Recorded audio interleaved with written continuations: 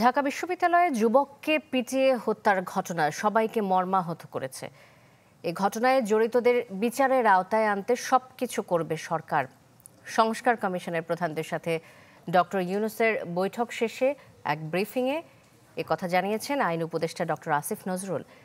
তিনি বলেন, বিচার বহির্ভূত হত্যাকাণ্ড কখনোই সমর্থন করা হবে না।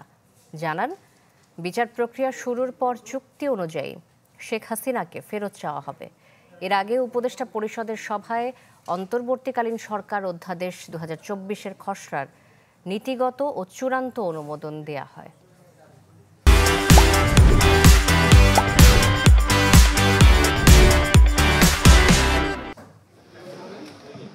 বিভিন্ন ক্ষেত্রে সংস্কারের জন্য প্রস্তাবিত 6টি কমিশনের প্রধানদের সাথে নিজ কার্যালয়ে বৈঠক করেন প্রধান উপদেষ্টা ডক্টর মোহাম্মদ ইউনূস। পরে বৈঠকের আলোচ্য বিষয় নিয়ে রাজধানীর ফরেন সার্ভিস একাডেমিতে ব্রিফ করেন আইন উপদেষ্টা। ছিলেন প্রধান উপদেষ্টার বিশেষ সহকারী মাহফুজ আলম ও নির্বাচন ব্যবস্থা সংস্কার কমিশনের প্রধান বদিউল আলম মজুমদার। এ সময় আসিফ নজরুল ঢাকা বিশ্ববিদ্যালয় পিটিয়ে হত্যার কড়া সমালোচনা করেন। জানান, বিচার বহির্ভূত হত্যাকাণ্ড কখনোই সমর্থনযোগ্য না।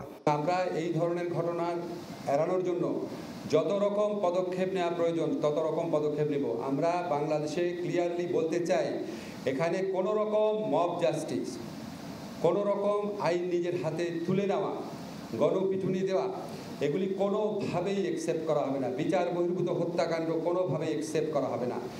সংস্কারের জন্য বর্তমান কমিশনের বাইরে আরও কমিশন করা হবে বলেও সিদ্ধান্ত হয় সভায়। এই জিনিসগুলোকে যদি আমরা গুছিয়ে আনতে পারি, এর পরবর্তীতে আরও অনেকগুলো সংস্কার কমিশনের প্রস্তাবনা আমাদের অলরেডি আছে টেবিলে।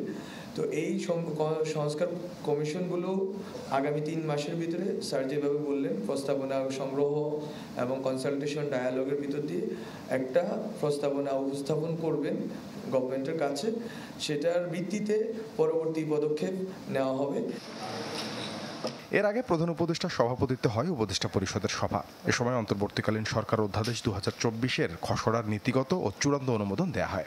বৈঠকে অন্তর্বর্তীকালীন সরকারের উপদেষ্টা এবং সমমর্যাদাপন্ন ব্যক্তিদের আয় ও সম্পদ বিবরণী প্রকাশের নীতিমালারও খসড়া অনুমোদন দেয়া হয়। সাদবিন শফিক, চ্যানেল 24, ঢাকা।